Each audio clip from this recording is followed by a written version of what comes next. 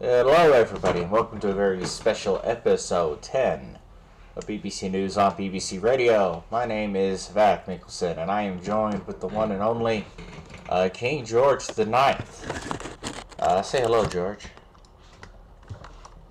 Good evening to you, back, and to everybody listening. I'll start by congratulating you on your 10th show. This has been a wonderful cultural project for the region.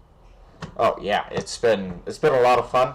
The guests in the previous 9 episodes have been great. We could have been a little bit further along, but every so often the region doesn't. We refuse to put out a fluff show. I actually had a full show recorded one time with Aaron, and then I was listening it back as I always do before I post, and it's like, man, no, I can't put that product out just for the sake of having something that sucked. I was completely unprepared one week. Um, Well, I've been a regular listener so far, and it's been very enjoyable. but we appreciate that. Okay, so I guess we're gonna start off by talking about you a little bit. How long have you been in the United Kingdom? I believe I joined in March 21. Okay, Was what? Oh, it might have been February, early 2021. still quite a fast track to the top job. That is certainly, yeah. I've seen Prince of Wales sit in the job for longer. Yes. So when you first got here, what did you first get yourself into? Sorry, I didn't quite catch that back. What did you say? When you first got to the region, what did you first get into? What was your first, I guess, department you started Well, working in? when I came to the region, it was a very different place. We had the constituent nations, so every citizen that came in was assigned to a part of the UK, and for me that was Wales. Um, and Wales had an open legislature, so everybody could get involved. Again, for those that don't know, each part of the UK had its own legislature that could pass its own local laws as long as they didn't conflict with the constitution or like parliamentary laws. Each area of the UK had a first minister. So it was a very different place when I joined. So I got involved straight away with the Senedd as it was then, which was the legislature of Wales, and that was when I had my first run in with our current Prime Minister Klaus. Oh We boy. we butted heads quite a lot, but we also worked together on quite a few things, and it was a very educational experience. Well, I think everybody has lost count of the number of times they have butted heads with Mr. Klaus. Um, It's a what's the word? It's like sort of a badge of honor, isn't it? It's a it is. rite of passage in the UK. It's almost like it means you're doing something of worth. This is true. If you're on Klaus's radar, you're probably going in the right direction for the most Yeah. part. Who was monarch at that time? It was George the Eighth. So George Stewart was the monarch when I came in. That's crazy. All right, It, and it then is, and his Prince of Wales was Michael Stewart, who was the person I had to answer to when I was First Minister of Wales, because the Prince of Wales was like technically like the sort of head of state for Wales. So I had that was my first dealing with the royal family. Really, was my weekly audiences with Michael Stewart. was that Michael R. E. Stewart? Yes, He was just one of those people that every sovereign picked to be their Prince of Wales, I believe, at least for some he amount was of he was time. a very he was a very safe pair of hands, and like he was a very trustworthy member of the region. I was very sad to see it when Michael left the region. Yeah. So what? So the constituent nations, which I was both too early and too late for that. What do you suppose led to its failure? Um, I've heard it referenced in the region and never positively. So, I think a lot of people think back fondly of them when they were in their prime, when they were working properly. It was a wonderful way for new citizens to get their first steps in the region to really sort of spread their wings a little bit. These, like, obviously going straight into Parliament, although saying that I wasn't sort of shortly behind going into Parliament, it was a good way for people to really sort of build a reputation, to learn by the mistakes. I made mistakes in Wales that I learned from and made me the sort of success that I was further down the line. I think we just got to the point where numbers became an issue, and the more experienced people got, the less engaged they were with the constituent nations. So we had a bit of a generational gap where we didn't have enough new citizens coming in and finding their feet in the constituent nations, and then people were sort of outgrowing it, and we got to the point where there was just no newer faces to really sort of keep it going. so would you say that the less grandiose vision of the existence of the City of Windsor and the Council of Nations kind of serves that Yeah, same I mean, purpose without the risk of it just being so large it dies?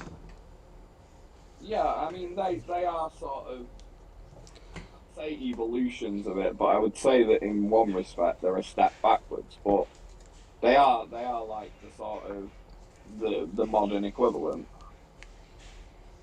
Right, just not quite so large where you need so many people to support it, otherwise it all crashes. Yeah, you have to constantly have people engaging with it and willing to take it in a direction. You need people to have vision and to have passion to want to move it to the next stage.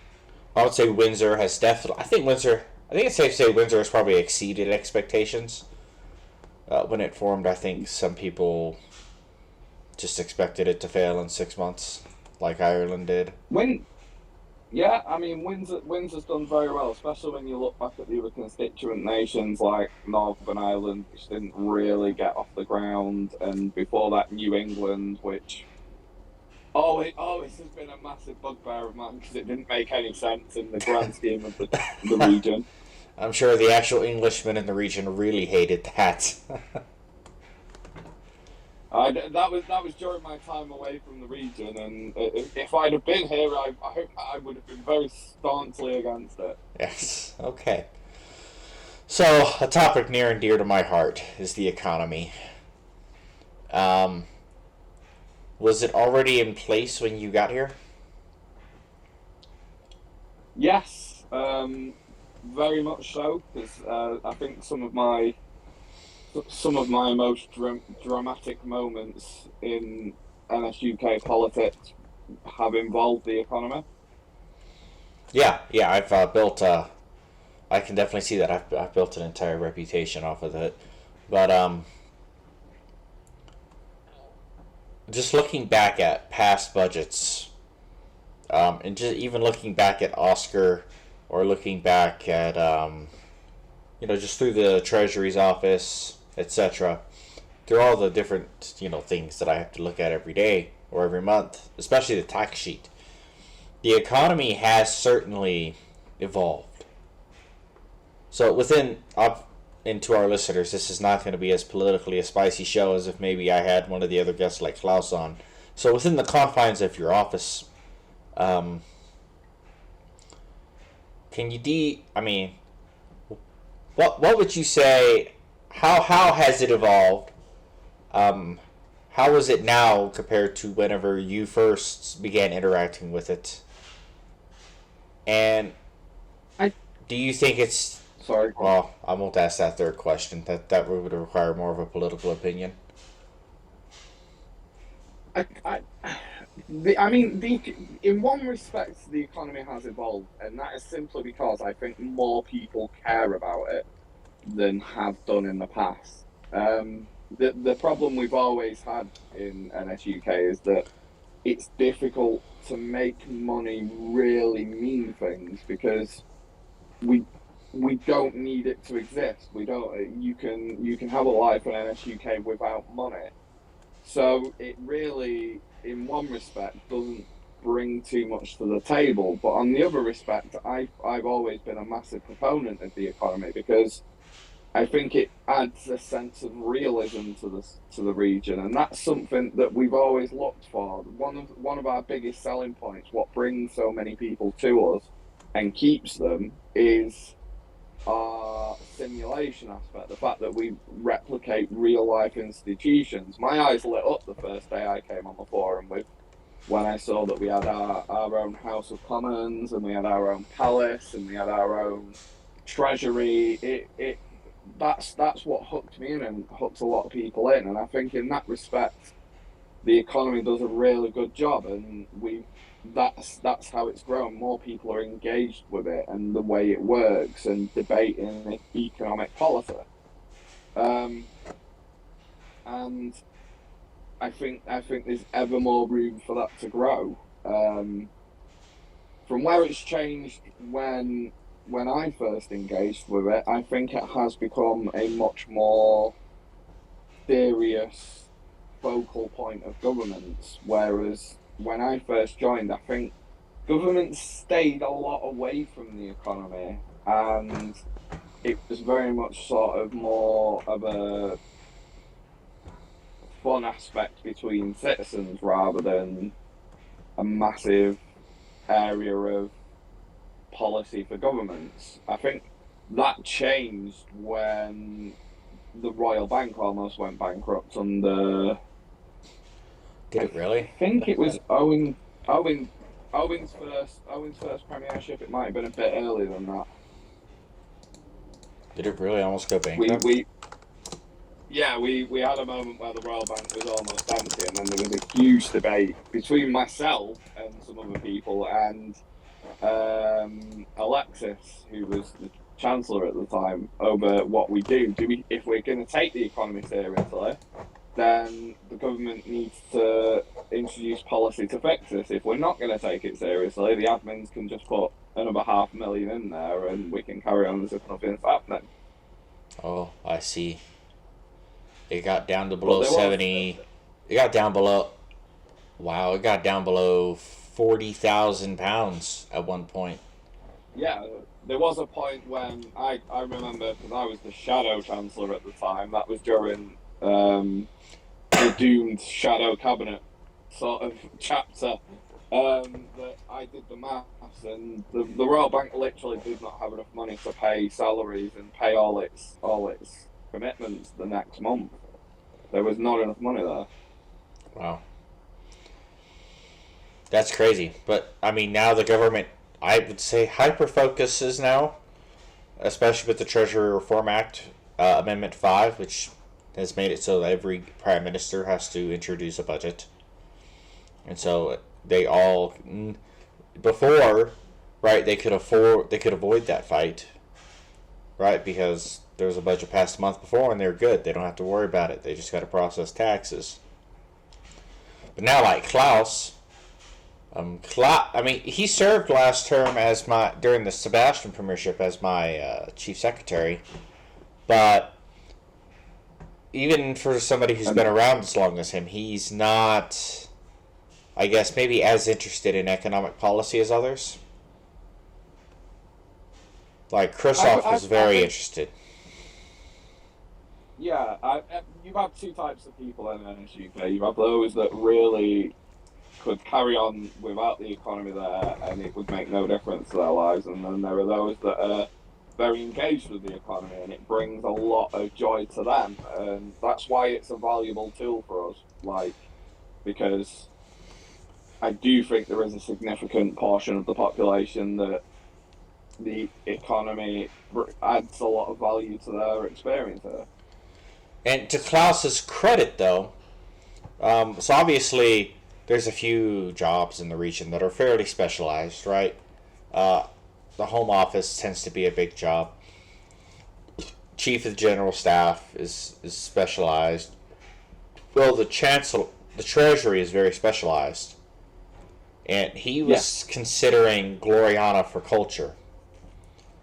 instead of a Killian, because that's the obvious driven newcomer job. It always has been and Yeah. always will be, right? But I approached him with, I've approached her with this job, and she says she wants it, and he was like, well, we have such a we have even fewer people that can do that job than I think could argue a court case at this point in time. Because Lucas and George, but neither of them seem especially interested in interacting with the government right now. Obviously, you're the king. Kristoff is gone, and Ulrich is the home secretary. And so he decided that maybe expanding the pool of people who knows anything about it is what the region needs more than they needed her as culture secretary. And I think that's very valid. Like you said, there is a very small amount of people that could do the job of Chancellor, because it is a very specialised job and someone needs experience. And for those newer citizens that are out there listening to this right now that are trying to find their place in the region and are trying to figure out which direction they want to go in with their careers, I would thoroughly recommend that they get to grips with the way our economy works. Go back and look at past budgets, go and have a look at Oscar, go and have a look at the way the Treasury works on a month-by-month basis, and really get yourself involved in the economic side of things, because it's an area of the region that needs a lot of work but can be very rewarding if you get it right. So I would recommend it to a lot of people. I've always loved being economically involved. I've had businesses, I've been Chancellor a number of times. Like, that area really has interested me, and there is a lot to get from it if you are willing to sort of wrap your head around it. For sure. And the ironic part about it is that being Chancellor, it actually leaves you with less time to do some of those baseline interactions with the economy than if you weren't. Right? Like I don't necessarily have the time to run a business. You Right. also have the problem, of course, as Chancellor, if you do anything privately economically, it can be seen as a conflict of interest. Right, which is why even whenever, because obviously I get paid, right? So even whenever I did the taxes at the beginning of the month, I started at the top of the citizen list with Aaron, and Gloriana started at the bottom, and that was specifically so she could do mine, and I could do hers. Right, neither of us were put in a position where our integrity could be challenged. I mean, to be fair, we've never really had any financial misdealings within the region. Everyone's been rather trustworthy. And as I remember discussing in regional politics one day a few months ago, not that I'm encouraging anyone to do this, but at the moment our law doesn't actually have any criminal sanctions for theft. So one could easily rob the Royal Bank and at the moment be criminally off the hook, so to speak. That's true. That's true. Constance, this is a call for you to write another law. All right. So, when did you first become Chancellor? Well, as I said, I was Shadow Chancellor in Henry's shadow cabinet and I had many clashes with the then Chancellor Alexis. We ended up in court at one point over several disagreements we had on the Discord at the time. I actually don't think I became Chancellor officially until I think it was John's government last year. Oh, really? Yeah. Before then, like I said, I was heavily involved. I was regularly lobbying for economic policy and lobbying for economic sort of change. But I only really got into the government side of it under John's government. Okay, fair enough. But as an MP, I was integral in actually drafting the then legislation, the start of the legislation for the budget process and how budgets would work, and forcing the government to come to Parliament and produce a budget. Right. Fair enough. Fair enough. I do a lot. I mean, I was in Parliament for all of 5 seconds last term, and then what happened. Um, but when we're, I'm gonna try and put this politely. There are a shockingly small number of MPs, people who routinely find themselves in the Commons, right? Who seem to be particularly capable of drafting their own legislation. Um, you don't see all, right? I mean, how many MPs just go the entire term and they comment, but they hardly ever actually introduce anything of their own.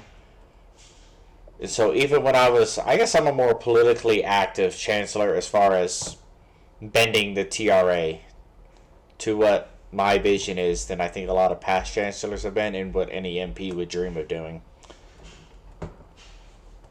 I mean, I would say in defence that we do need both kinds of MPs. We need the MPs that are going to drive legislation into the Commons and introduce it and draft it and build it. But we also do need MPs that are more in touch with the constituents and look to sort of more voice their opinions than to sort of drive through legislation. It's good to have a balance of both. Drafting legislation can be very daunting, especially if you've never done it before. Right. Especially when you have such heavyweights in the Commons and the Lords like Killian, who's got years of experience, Klaus, who's got years of experience, and then in the Lords we have Constance for the past 2 terms. We've got Silver up there now. You've got people that are legislative experts that if you have a comma out of place, they will find it and they will There'll be a 2-day debate on it. They will bring your attention. Yeah, so it can be very daunting. But what I would say to people is don't be afraid to try. I have fallen on my butt very many times in this region. And that's how we learn. We learn by making mistakes, and you can't be afraid to make mistakes. Not everything is going to be a home run. Not everything you are going to hit for 6. Sometimes you're going to get out. Sometimes you're going to fall over. And nobody will think any less of you for doing that, but you will learn a lot from doing it. And unless you're Silver Steps or Constance, most pieces of legislation somebody might write are not going to be perfect out the gate. Which is why there's other members there to run an eye over it and make their own suggestions. And I'll tell you now, I know that Constance and Silver kind of have this mythical sort of feel around them, but I tell every single one of you now that if you went to them and had an idea and had sort of a rough draft of legislation and said, would you mind reading through this and sort of helping me out with some notes? They'd be more than happy to. They are 2 of the most helpful people in this region and are always there to help other citizens, especially our newer ones. So don't be afraid to go and ask. Fair enough. Okay, so I guess we're going to move up to the point in time. You're the king, right? Or Silver Steps is deciding she wants out. I think it's common knowledge that she became queen by accident, almost. Right? Yes. And when it happened, it was more of a, damn, really? Am I really the only one? Okay. Well, it was incredibly interesting. I was working in the palace at that point. When I returned after my sort of sabbatical, I immediately went into the palace and worked for Silver's father, James the 5th and 10th. And there are many stories that I could tell that we probably don't have enough time for today. There's a whole other episode there of sort of stories from the palace, but. What not many people will realise is that Silver was literally days away from no longer being the Princess of Wales. Angus because he'd taken a break from NSUK, hadn't quite met the 6-month mark for becoming Prince of Wales, but he was going to be Prince of Wales. And it was literally, I think it was 5 or 7 days away from the change. So if Henry had decided a week later that it was time to go, we would have had King Angus, not Queen Silver. I don't know how long King Angus would have lasted. That would have been very polite and very inactive. Is that in law? 6 months to be Prince of Wales? Or is that tradition? Yeah, but I think it's in the Constitution that for the person to, I think it's either to become king, which means that basically, yes, the crown, the king or queen, yada yada yada. No person shall serve as crown who has not held citizenship for at least 6 consecutive months immediately preceding ascension. So there's no point putting the Prince of Wales in if they've not had 6 months, because they won't be able to take the crown at any point in time, right? And then we're in a constitutional crisis. I mean, yeah. All right, so we'll move on to where you become king. I don't believe you were the Prince of Wales at the time, if memory serves. Yes, no, I was the Prince of Wales. I was the Prince of Wales for about 6 weeks. Okay, so we'll backtrack to that point then. I'm guessing that is when Silver was thinking, I want out, right? When she made the change. Because I think when she made the change from Angus, I think the light bulb went off at a lot of citizens' heads who were paying attention. Her time is coming. I think Silver was always looking to the future at the time of her reign to I believe Silver not got be bored. on the throne longer than she needed to be, and she was very much just a case of, I mean, for most of her reign, it was about preparing Prince Angus for the throne and for getting him into the position where he was ready to go. I believe she got quite bored on the throne. I don't think she was necessarily bored. Having dealt with her on a daily basis as a Lord Chamberlain, she very much enjoyed certain aspects of being queen. But as with all monarchs, I think there is a frustration there of not being able to get involved at times. Right. Okay.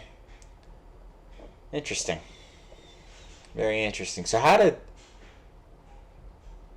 Angus, how did Angus take it being moved on from him, and how did the discussion come about where you were chosen? And I guess how soon after that did you find out you were going to be king? A lot of people may think that Angus wasn't happy, but Angus was incredibly happy. It was partially Angus's decision to step back away as Prince of Wales. He had just finished school, was in a position where his personal life was very busy.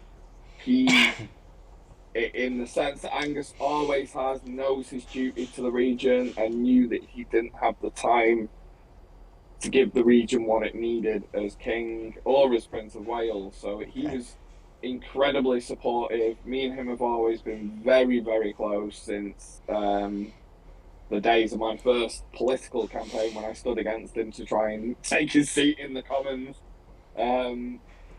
We've always been very close, and he was very, very supportive of me taking on the responsibilities. As for how I found out, Silver came to me and said, "It's you." Basically, it was very quick once we realised that Angus wasn't going to be in a position to do the job. Silver obviously took the steps that she needed to, consulted with her advisors, consulted with the Privy Council and members of the family, because an adoption is always sort of a big event in the Stuart family, so a lot of people consulted, and it's not as common these days. It isn't. Stuart family used to be huge. I think part of that though is had many periods over the regional history where people think that there is some kind of Stuart cabal and the Stuarts run everything and all that kind of stuff. So I think the families really had to look at taking care of not bringing too many people in so it doesn't look that way. Yeah, when I It never has. It never has been that way. It's just so a lot of that came from like when I first joined in 2011. You looked at you looked at the header, which looked the exact same. By the way, it hasn't changed in 20 years. And it was just Stuarts all up and down both sides. and it's something you've got to be careful of. At the same time, the reason people become Stuarts is because they've been incredibly active members of the region and have been here a while and stuff like that. So it's a difficult balancing act. You've got to obviously bring people into the family that will one day be potential kings and queens, but at the other you don't want to over-egg the pudding. Right. Sorry for interrupting. Go on.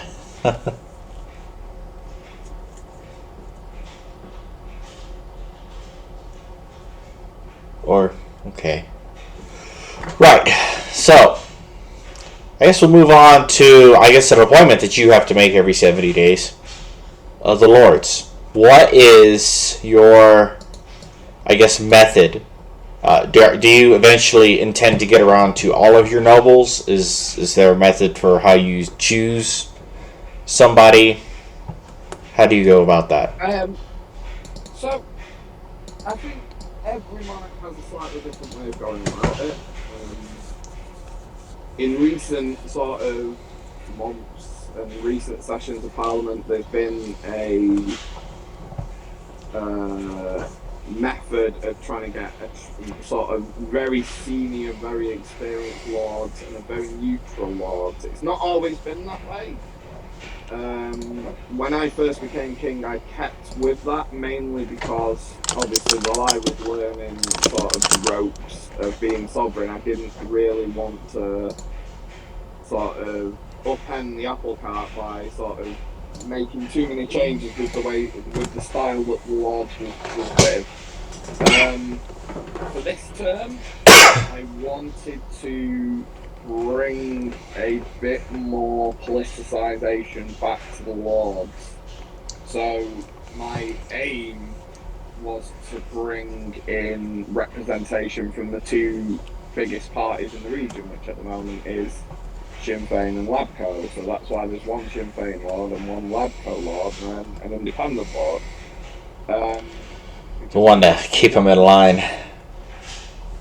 So I wanted to try and sort of bring a bit more of politics back to the Lords and see how that went. At the same time, like sort of on an average Lords, first off, I'm looking at who's running for Parliament because straight away they're out. If you're a candidate for the House of Commons, you're out because if you lose and then I put you in the Lords, that's not really a great sort of statement for democracy in that runners-up are going to get a safe seat in the Lords. That's it used to. How the Lords should be at all. When Edward IX was king, that's how it went. I'm really not a fan of that. I've seen in the past, I've seen other people lose an election and then get put in the Lords, and that doesn't sit well with me. If the people have said no to you, then who are you? Shouldn't really be in Parliament. So if you saw, let's say one term, you're right, man. I would really love to see a Killian in the House of Lords, and then you saw him sign up. Would you ever go to him and be like, if you drop out, I could really use you in the Lords this term? No, I don't even start approaching people for the Lords until the registrations for the general election close. Because I wouldn't want my thinking to influence the choices for the people. So until them registrations close and I know exactly who's running for the Commons, I don't even start talking about the House of Lords with anyone. Okay, and then just whatever nobles are left are who you pick. Yeah, I mean, I'll have ideas I'm looking at the time, but we won't start those discussions until registrations are closed. Right, fair enough. And well, like an episode or two ago, we were talking about this was actually quite the surprise house. This was certainly not where we thought you were going to go, but though I don't think anybody really knows. But Ulrich and Maddie were certainly not. I think at the top of anybody's list for they're probably going to get picked. The thing is, with, like as I said, I wanted to try and sort of bring a representation from the political parties into the Lords, so that's where my thoughts were first of all. But also, again, we've had a bit of a rotation recently of the same people in the Lords, and much like you were talking about with the way Klaus was putting together the government, I wanted to look at other people who have not been in the Lords recently, or who I thought deserved an opportunity to show what they could do in the Lords. And okay. That's what it's all about at the end of the day. A lot of people don't see me very active in the region on a day-to-day basis because of the kind of role I have, but I am always watching. Every single day I am watching what everybody is doing, and I am constantly assessing what could they do, where could they serve the region in the future, and looking at how their career will develop and what the Crown can do to help develop that. Would you ever give out a temporary title to get somebody into the Lords? Well, that's how it works. It's like, so Ulrich isn't a Lord at the moment, so if it's not about you already having a title, I could take anybody and give them a temporary title for the term. So Madeline isn't a Baroness. She's got that title for the duration of this term. Ulrich isn't a Lord. He's got the title for the duration of the term. Oh, I thought, okay. The first time I went into the Lords, I wasn't a hero. I was given a temporary title. Could Madeline use Klaus's titles, just out of curiosity? I'm not sure how it works. Sorry? Could Madeline, in theory, and I'm not sure about the rules of nobility and all, could she utilize her husband's titles?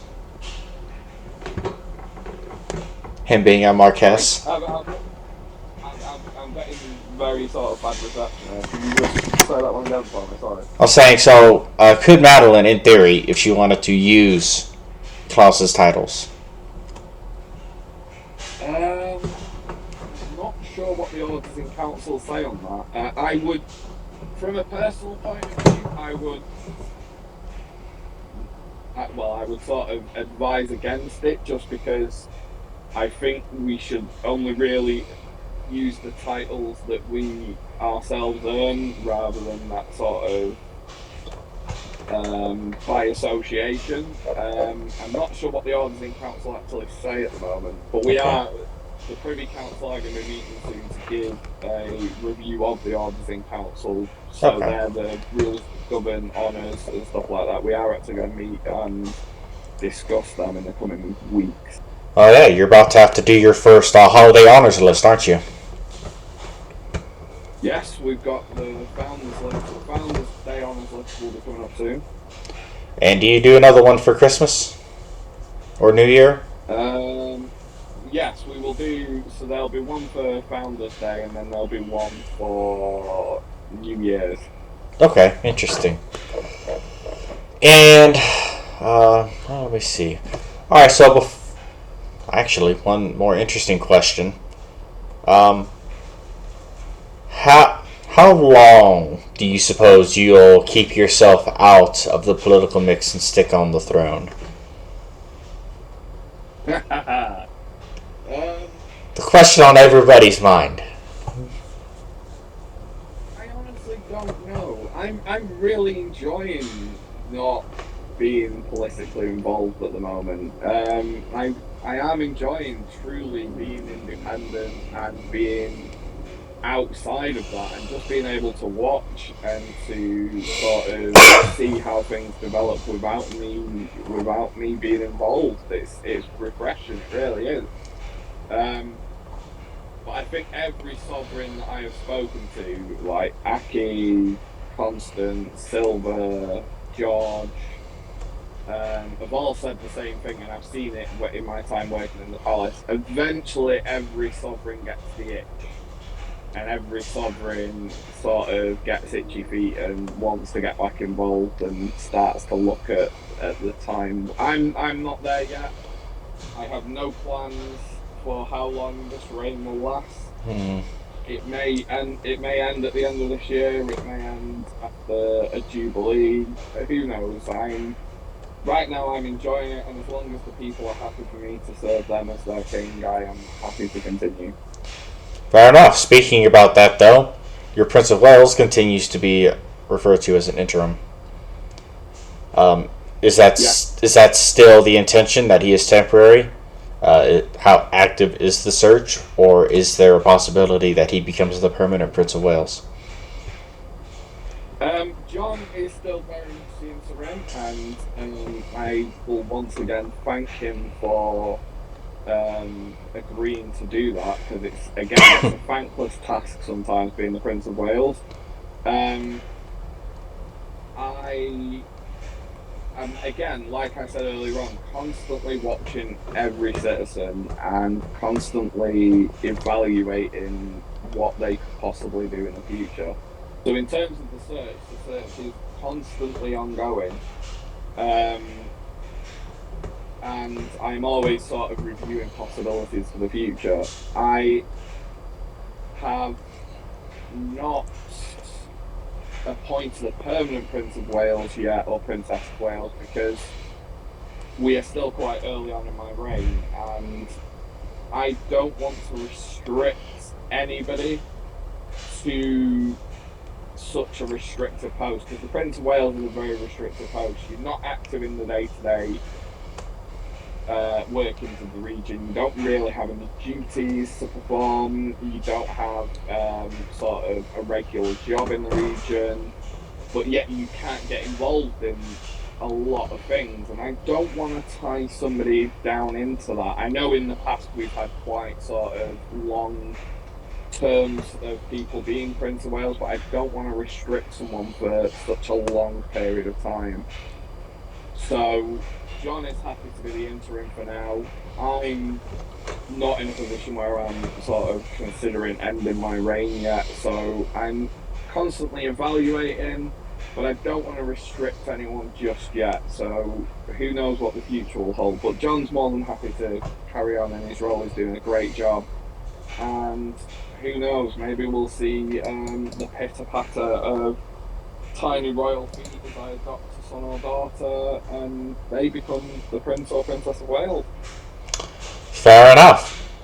Alright, so we are rapidly approaching 45 minutes. So, I guess before we go, do you have a message you want to share with the region?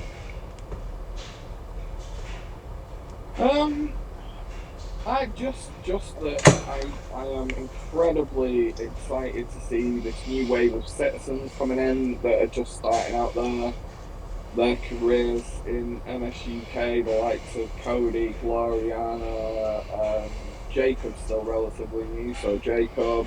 There are a lot of new citizens embarking on their journeys, and that's very exciting to see. And my advice to them is just to put in what you want to take out. That's how this region works. The more you put in, the more you will get out of it. So if you're wanting to really sort of set yourself up as a cornerstone of this region, work hard, put that time in, be willing to learn, and most importantly, don't be afraid to talk to and ask for advice. Like I said, Constance and Silver are there. You've got a Killian who has got a wealth of knowledge and is willing to always help and assist. As long as it's not political, you are more than welcome to come to me, and I will do everything I can to advise and support you if you've got an idea or a direction you want to travel in. Vac, you're very well experienced in the region. I'm sure you wouldn't mind. Owen has got a massive wealth of knowledge that I don't think is tapped into too often. I still constantly talk to Owen about and asking for information on things. There are so many resources out there that people have access to, and I think sometimes they're a bit apprehensive about doing that. So talk to people, ask people, learn from our mistakes, and truly there is no ceiling there. One day you might well be sitting on this throne the way I am now. Fair enough. And if you do make a mistake, just to be honest, you're probably going to get ribbed about it a little bit, but it's not. It's hardly ever personal. Hardly ever personal. We're just having a good time. Yeah, you will face criticism. That's how democracy works. If you are a public figure and you make a mistake, you will. People's displeasure. We will call a spade a spade. The important thing is you dust yourself off, you learn from what happened, learn from the experience, and people are always willing to give you another chance. Fair enough. Well, if that's everything from you, that's everything from me. So from myself, from the King, and from everybody at the BBC, and I'm sure from everybody at the royal family in the palace, we wish you all so long and a good evening.